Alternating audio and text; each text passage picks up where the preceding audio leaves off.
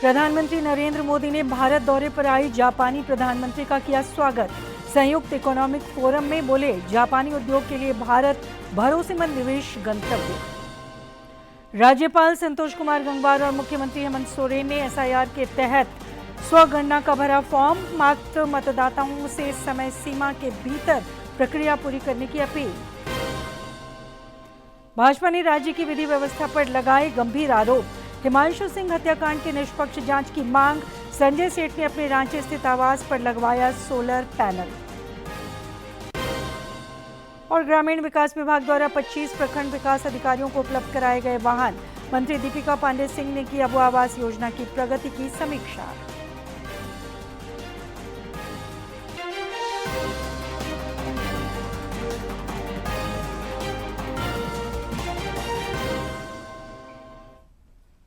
नमस्कार, खबरें झारखंड में आपका स्वागत है। खबरों के साथ मैं हूं सरोज झा और अब समाचार विस्तार से। जापान की प्रधानमंत्री ताकाएची भारत की 3 दिन की यात्रा पर हैं। प्रधानमंत्री नरेंद्र मोदी ने आज उनका गर्मजोशी से स्वागत किया। दोनों नेताओं के बीच नई दिल्ली के हैदराबाद हाउस में मुलाकात हुई। इस दौरान प्रधानमंत्री नरेंद्र मोदी और जापान की प्रधानमंत्री सनाए ताकाएची ने संयुक्त प्रेस वार्ता को संबोधित किया। अपने संबोधन में श्री मोदी ने दोनों देशों की प्रगाढ़ता पर जोर दिया। उन्होंने कहा कि भारत और जापान के बीच आज कई समझौतों पर हस्ताक्षर हुए हैं, जिससे पूरे क्षेत्र में शांति, स्थिरता और प्रगति का मार्ग प्रशस्त होगा। और एनर्जी ट्रांजिशन को शेयर्ड अपॉर्चुनिटी के रूप में हम लेते हैं और उसको आगे बढ़ाने की दिशा में हम काम करेंगे और उसको बदलेंगे। फ्रेंड्स, आज हमने Bharat Japan next generation mobility partnership framework भी तैयार किया है। इससे अब हम ऑटोमोटिव सेक्टर में हमारी सक्सेस स्टोरी को शिप बिल्डिंग, एविएशन और लॉजिस्टिक जैसे क्षेत्रों में भी दोहराएंगे। फ्रेंड्स, हमारे संबंधों की बड़ी ताकत हमारी पीपल टू पीपल टाइज है। हम टैलेंट, मोबिलिटी, स्किलिंग और टेक्निकल इंटर्नशिप प्रोग्राम इसके अवसर भी बढ़ा रहे हैं और दोनों देशों के बीच रिसर्च, एजुकेशन और स्टार्टअप सहयोग भी सुदृढ़ कर रहे हैं। हमें बहुत खुशी है कि अगले वर्ष हम भारत जापान डिप्लोमेटिक रिलेशंस की 75th एनिवर्सरी मनाने जा रहे हैं। इस महत्वपूर्ण अवसर पर हम कल्चर, टूरिज्म और क्रिएटिव इकोनॉमी सहयोग से आपसी कनेक्ट और प्रगाढ़ करेंगे। योर एक्सेलेंसी, भारत और जापान की इकोनॉमी कॉम्प्लीमेंट्री है। सांस्कृतिक मूल्यों से लेकर आधुनिक टेक्नोलॉजी तक हमारी सोच और अप्रोच भी समानता है और सबसे बढ़कर हमारे संबंधों की नींव अटूट आपसी विश्वास पर टिकी है। मुझे पूरा विश्वास है कि हमारी यह विशेष साझेदारी सशक्त और समृद्ध जापान के आपके विजन, विकसित भारत के हमारे संकल्प और विश्व की प्रगति को नई ऊंचाइयों तक ले जाएगी। एक सशक्त और समृद्ध जापान का आपका विजन, विकसित भारत का हमारा संकल्प और पूरे विश्व की प्रगति को मिलकर साकार करें। प्रधानमंत्री नरेंद्र मोदी ने Bharat Japan joint economic forum को संबोधित किया। इस दौरान उन्होंने कहा कि भारत और जापान के संबंध बहुत विशेष हैं। प्रधानमंत्री ने कहा कि आज सुजुकी की 2/3 कारें भारत में बनती हैं और कई देशों में निर्यात होती है। इसी तरह कावासाकी, यामाहा और होंडा की बाइकें भी भारत में बनकर एक्सपोर्ट की जा रही हैं। उन्होंने कहा कि भारत आज दुनिया की सबसे तेज गति से बढ़ने वाली अर्थव्यवस्था है। बहुत स्पेशल है। हमारी इकोनॉमिक पार्टनरशिप की सफलता के कई उज्जवल उदाहरण हैं। अभी अभी हमने हरियाणा के खरखौदा में मारुति सुजुकी के नए प्लांट का उद्घाटन किया। आज पूरे विश्व में सुजुकी की 2/3 कार्स भारत में बनती हैं और 100 से अधिक देशों को एक्सपोर्ट होने जा रही है। प्रधानमंत्री ताकाई जी, मुझे बताया गया है कि आपको मोटर बाइक का बहुत शौक है। हमें बहुत खुशी है कि कावासाकी, यामाहा और होंडा की बाइक्स भी भारत में आज विश्व भर में एक्सपोर्ट होती है। इसी तरह एयर कंडीशनर हो या power grid equipment precision manufacturing हो या मेडिकल टेक्नोलॉजी, जब जापान की एक्सपर्टीज और इन्वेस्टमेंट भारत के स्पीड और स्केल के साथ जुड़ती है तो पूरी दुनिया को फायदा होता है।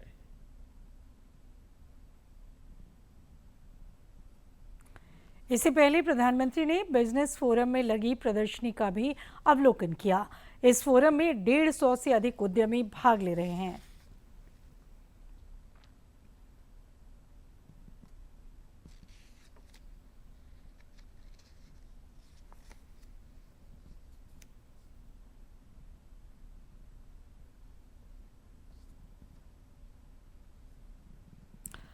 राज्यपाल संतोष कुमार गंगवार ने रांची स्थित लोक भवन में मतदाता सूची विशेष गहन पुनरीक्षण के तहत स्वगणना किया। राज्यपाल ने राज्य के सभी पात्र भारतीय नागरिकों से आह्वान किया कि मतदाता सूची के विशेष गहन पुनरीक्षण कार्यक्रम के अंतर्गत जब बूथ स्तर पदाधिकारी उनके घर गणना प्रपत्र लेकर आएं तो वे उसे तत्काल भरकर हस्ताक्षर सहित बीएलओ को उपलब्ध कराएं, ताकि प्रत्येक पात्र भारतीय नागरिक का नाम मतदाता सूची में सम्मिलित किया जा सके। इस मौके पर मुख्य निर्वाचन पदाधिकारी के रवि कुमार और रांची के उपायुक्त मंजूनाथ भजंत्री समेत कई लोग मौजूद थे। मुख्यमंत्री हेमंत सोरेन ने भी आज रांची स्थित मुख्यमंत्री आवासीय कार्यालय में मतदाता सूची के विशेष गहन पुनरीक्षण एसआईआर अभियान के तहत एन्यूमरेशन प्रपत्र भरकर जमा किया। मौके पर मुख्यमंत्री ने राज्य के सभी पात्र मतदाताओं से तय समय सीमा के भीतर एसआईआर की प्रक्रिया पूरी करने की अपील की। मुख्यमंत्री ने कहा कि मतदान का अधिकार सुरक्षित रखना प्रत्येक नागरिक की महत्वपूर्ण जिम्मेदारी है। मौके पर मुख्यमंत्री की पत्नी विधायक कल्पना सोरेन ने भी अपना एन्यूमरेशन प्रपत्र भरकर जमा किया। राज्य के अन्य जिलों में भी एसआईआर की प्रक्रिया का काम तेजी से चल रहा है। दुमका में मतदाता विशेष गहन पुनरीक्षण अभियान शुरू हो गया है। ये अभियान मुख्य रूप से मतदाता सूची को दुरुस्त करने और उसके 100% सत्यापन के लिए चलाया जा रहा है। दुमका जिले के सभी 4 विधानसभा क्षेत्रों में मतदाता विशेष गहन पुनरीक्षण अभियान शुरू हो चुका है। बूथ लेवल अधिकारी और बीएलओ पर्यवेक्षक घर घर जाकर स्वगणना प्रपत्र का वितरण और संग्रह कर रहे हैं। इस अभियान का उद्देश्य योग्य नागरिकों को मतदाता सूची से जोड़ना है। जाके गणना पत्र बांट रहे हैं और जो सही पाया जा रहा है उनका हम काम कर रहे हैं। मतदाता एसआईआर को लेकर उत्साहित हैं और मतदाताओं के भौतिक सत्यापन में बीएलओ की टीम की मदद भी कर रहे हैं। दुधानी मोहल्ला निवासी मतदाता राजेंद्र प्रसाद भगत ने कहा कि एसआईआर देशहित में बड़ा और जरूरी कदम है। मतदाता सूची पुनरीक्षण का काम हो रहा है और ये अच्छा काम है। इससे फर्जी मतदाता का यहाँ से हट जाएंगे। ये बहुत अच्छा काम है। पर्यवेक्षक बालकृष्ण मंडल और SIR volunteer Gayatri Roy SIR अभियान को पूरा करने में जुटे हैं। उन्होंने बताया कि एसआईआर के लिए सरकार की ओर से निर्धारित सभी मानदंडों का अनुपालन किया जा रहा है और योग्य मतदाताओं को मतदाता सूची में जोड़ा जा रहा है। बीएलओ और मतदाता को एसआईआर से संबंधित सभी तरह का सहयोग प्रदान करना, ये सरकार की तरफ से एक पहल है जिसमें कोई भी योग्य मतदाता छूटे नहीं और कोई भी फर्जी मतदाता सूची में नहीं है। मेरा मतदान केंद्र संख्या 107 से लेके 117 है और इसके अंतर्गत आने वाले सभी बीएलओ के द्वारा जो भी कार्य एसआईआर के अंतर्गत किए जा रहे हैं इसका पर्यवेक्षण करना है और संबंधित प्रतिवेदन जो है हमको प्रखंड विकास पदाधिकारी होते हैं जो हमारे एईआरओ होते हैं और उनको प्रतिदिन समीक्षा के दौरान देना पड़ रहा है। ये विशेष पुनरीक्षण कार्य इस माह पूरा किया जाना है। इसी के आधार पर 3 अगस्त को ड्राफ्ट वोटर लिस्ट यानी प्रारूप मतदाता सूची का प्रकाशन किया जाएगा। दुमका से आर.के. नीरद की रिपोर्ट। जमशेदपुर में पुलिस की मौजूदगी में करनी सेना से जुड़े हिमांशु सिंह की हत्या को लेकर भाजपा ने राज्य सरकार और पुलिस प्रशासन पर गंभीर सवाल उठाए हैं। रांची में आयोजित प्रेस वार्ता में भाजपा प्रदेश अध्यक्ष आदित्य साहू ने आरोप लगाते हुए मामले के निष्पक्ष जांच की मांग की है।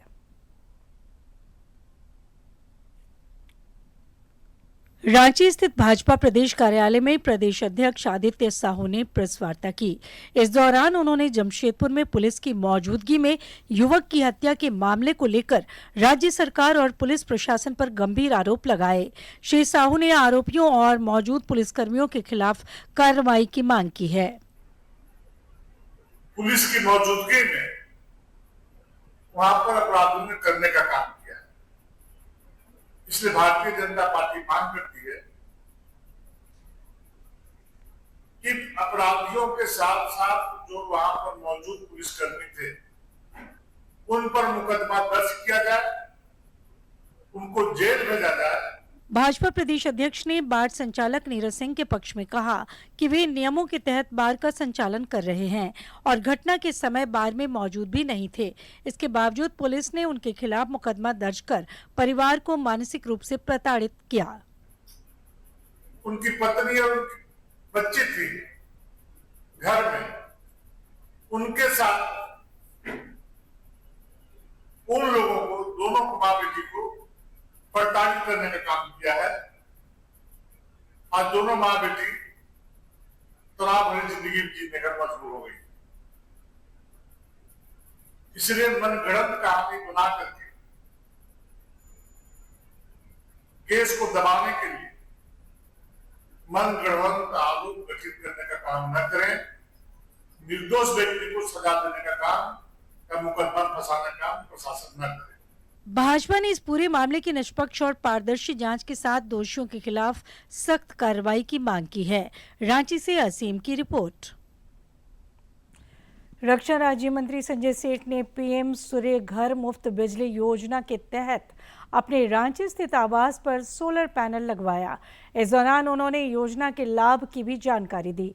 उन्होंने कहा कि आवास पर 10 किलोवाट का सोलर पैनल लगाया है, जो कि हर महीने करीब 1200 यूनिट बिजली का उत्पादन करेगी।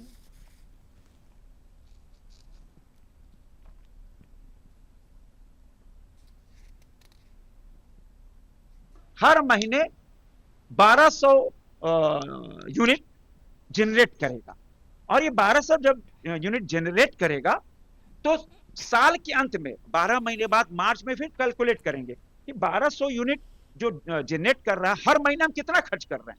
हर महीने मान लीजिए हम जनवरी में ठंड पड़ रही है तो हम 1200 यूनिट जनरेट हुआ तो हमने 500 यूनिट खर्च किया तो 700 बढ़ गया। हो सकता है कि मई जून में हमने ज्यादा खर्च किया कि एसी चल रहा है, कूलर चल रहा है, पंखा चल रहा है तो 1300 यूनिट खर्च हो गया। तो साल के अंत में ये कैलकुलेट होगा कि साल भर में हमने कितना जनरेट किया और कितना खर्च किया और बाकी जो भी यूनिट बचा साल भर के अंदर वह जेवीएनएल ₹3.70 पर यूनिट हमको पेमेंट कर देगा।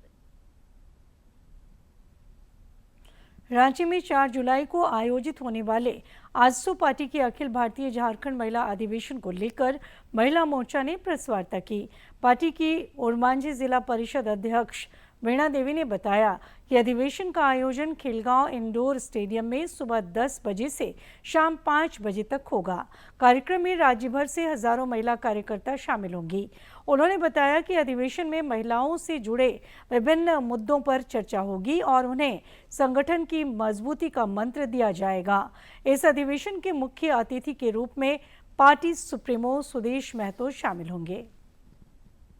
सत्र जो होगा वो हमारा 10 बजे से शुरू होगा और उस 10 बजे से शुरू होने वाले कार्यक्रम में सबसे पहले पंजीकरण होगा। जो हमारी 10 बजे का कार्यक्रम होगा, जो पहला सत्र है, उस सत्र में हमारे डेलीगेट्स जो हमारे प्रतिनिधि हैं, प्रखंड स्तर के प्रखंड अध्यक्ष और बाकी पंचायत के जो पंचायत में जो प्रभारी बनाए गए हैं वो लोग उपस्थित होंगे। वो चलेगा 10 बजे से लेकर 12 बजे तक। इसका 10 बजे से लेकर 12 बजे तक का जो सत्र होगा, इस सत्र में हमारा पार्टी का जितनी रूपरेखा है वो तय होगी। नए पदाधिकारियों का पुनर्गठन होगा। मुख्यमंत्री हेमंत सोरेन की अध्यक्षता में आज रांची स्थित प्रोजेक्ट भवन में कैबिनेट की अहम बैठक हुई, जिसमें विकास और जनहित से जुड़े 27 प्रस्तावों को मंजूरी प्रदान की गई। विभागीय सचिव वंदना दादेल ने बताया कि कैबिनेट ने विकसित भारत जी रामजी योजना पर अपनी मुहर लगाई है। कैबिनेट ने कैग प्रतिवेदन को अगले विधानसभा सत्र में रखने के प्रस्ताव को भी मंजूरी प्रदान की। इसके अलावा राज्य के प्रखंड अंचलों में झारखंड प्रशासनिक सेवा के पदाधिकारियों के पदस्थापन की स्वीकृति और रिम्स 2 के निर्माण को लेकर भी सहमति प्रदान की गई।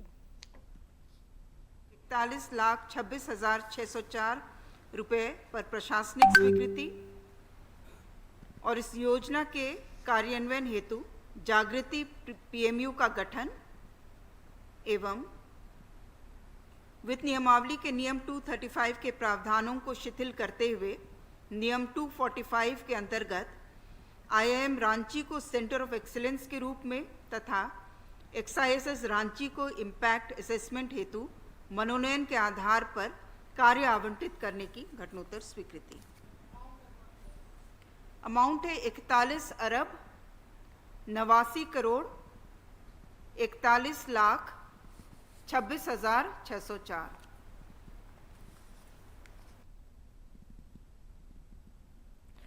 जब प्रतिभाओं को सम्मान मिलता है तो उनके हौसलों को नई उड़ान मिलती है।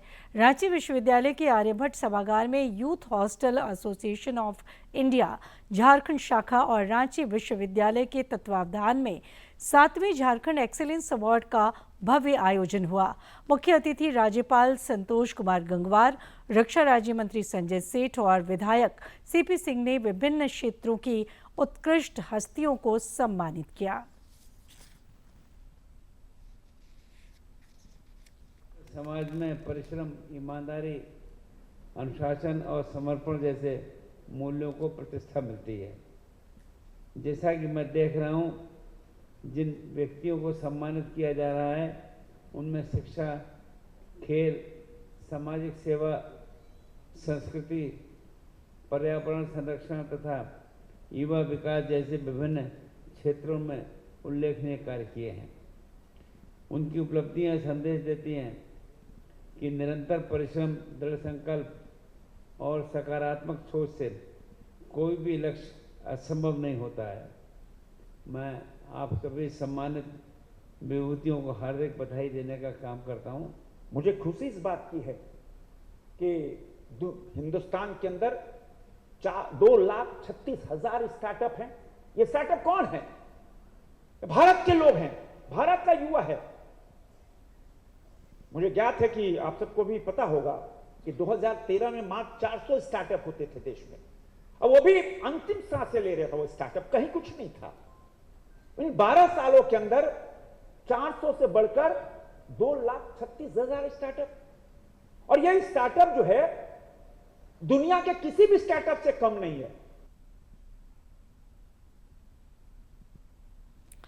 झारखंड ग्रामीण विकास विभाग द्वारा आज 25 प्रखंड विकास अधिकारियों को विभागीय वाहन उपलब्ध कराए गए।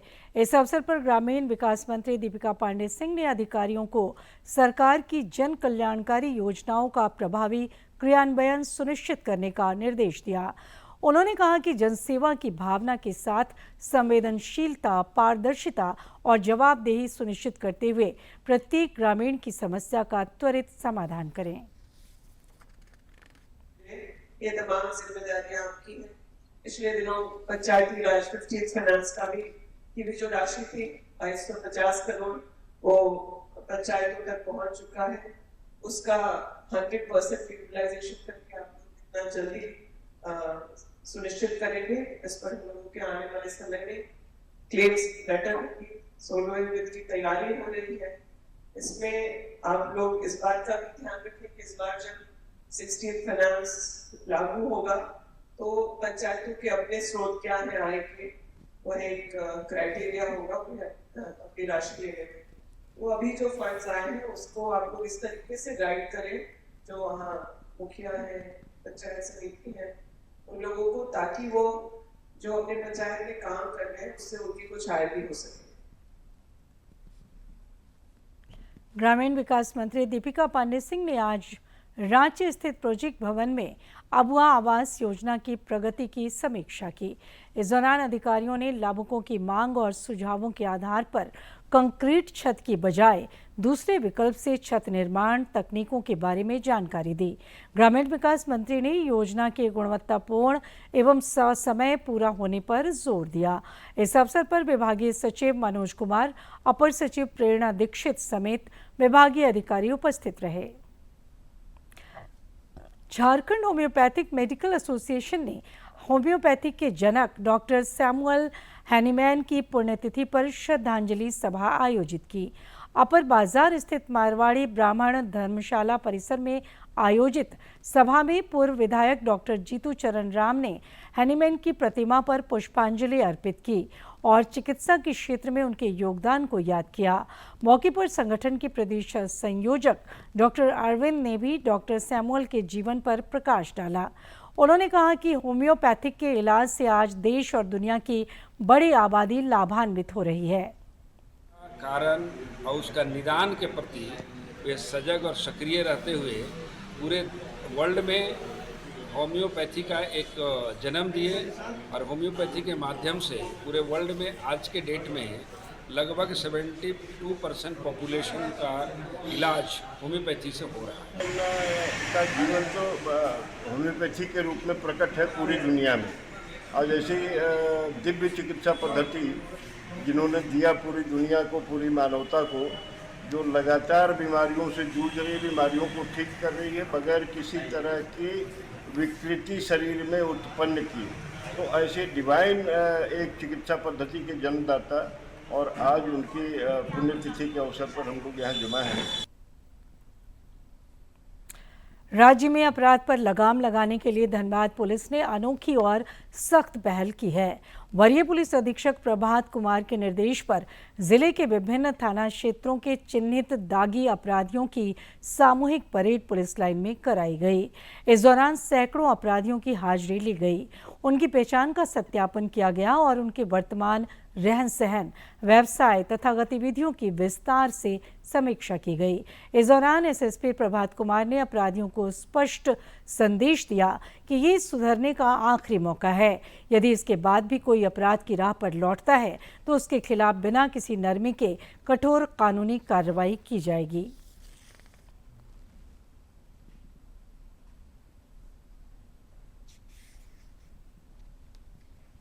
कोई भी आदमी, छोटा हो बड़ा हो, गांव से हो देहात से हो शहर से हो, गरीब हो अमीर हो, कोई भी हो, सबको कानून में दायरे में रह के ही चलना होगा।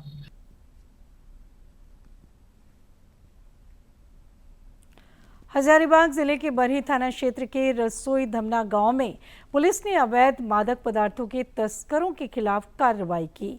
पुलिस ने बंद कमरे में छापेमारी के दौरान 47 बोरा डोडा जब्त किया, जिसका वजन 697 किलोग्राम बताया जा रहा है। पुलिस के अनुसार बरामद डोडा को अवैध कारोबार के उद्देश्य से संग्रहित किया गया था।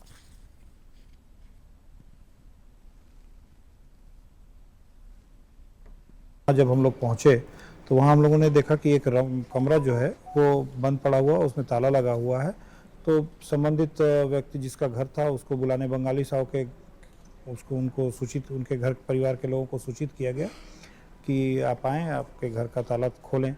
जब वो नहीं आए तो स्थानीय जो हमारे वहाँ के जनप्रतिनिधि और स्थानीय लोग थे, उन लोग के सामने रूम को खुलवाया गया, ताला तोड़ा गया। उसके बाद अंदर जब देखा गया तो काफ़ी मात्रा में लगभग 47 बोरा जो हम लोगों ने जब्त किया डोडा को वहाँ पे था, पड़ा हुआ था, बोरा में रखा हुआ था।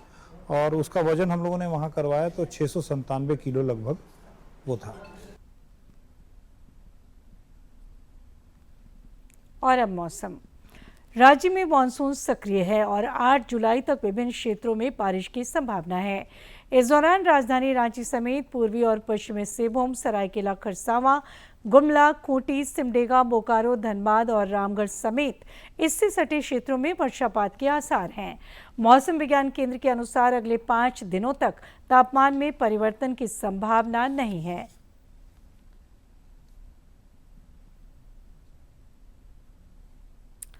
आज के हेल्थ सेगमेंट में जानते हैं एलर्जी के बारे में।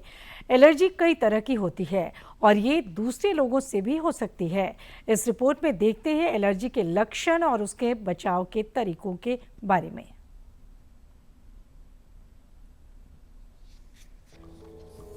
एलर्जी की समस्या काफी लोगों को परेशान करती है। एलर्जी हमारे शरीर की प्रतिरक्षा प्रणाली यानी इम्यून सिस्टम की एक असामान्य प्रतिक्रिया है। जब कोई पदार्थ जैसे धूल, परागकण, जानवरों के रेशे, कुछ खाद्य पदार्थ या दवाएं शरीर में प्रवेश करती हैं या उनके संपर्क में आती हैं, तो कुछ लोगों का इम्यून सिस्टम उन्हें हानिकारक समझकर प्रतिक्रिया देने लगता है। इसी रिएक्शन को एलर्जी कहा जाता है। एलर्जी के लक्षणों में बार बार छींके आना, नाक बहना, आंखों में खुजली या पानी आना, त्वचा पर रैशेज या खुजली या फिर सूजन और कभी-कभी सांस लेने में परेशानी जैसे लक्षण शामिल हैं। एलर्जी के कई कारण हो सकते हैं। वातावरण में उपस्थित कुछ विशेष पदार्थ, भोजन, दवाएं या त्वचा का किसी पदार्थ के संपर्क में आना, ये सभी एलर्जी का कारण बन सकते हैं। यदि आपको लगता है कि आपको किसी चीज से एलर्जी है तो सबसे पहले उसका कारण जानना आवश्यक है। डॉक्टर की सलाह से एलर्जी का टेस्ट भी करवाया जा सकता है, जिससे एलर्जी का सही कारण पता करने में सहायता मिल सकती है। उपचार के लिए कई तरह की दवाएं उपलब्ध हैं। एलर्जी एक आम समस्या है, लेकिन सही जानकारी, सावधानी और समय पर इलाज से इसे आसानी से नियंत्रित किया जा सकता है।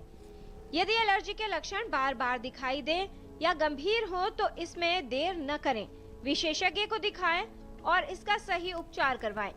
साथ ही उन तत्वों से सावधान रहें या दूरी बनाएं जिनसे आपको ये समस्या उत्पन्न हो रही है। थोड़ी सी सावधानी एलर्जी से राहत और बचाव में उपयोगी सिद्ध हो सकती है। किरण भारद्वाज, डीडी न्यूज। और आखिर में इस बुलेटिन के मुख्य समाचार एक बार फिर।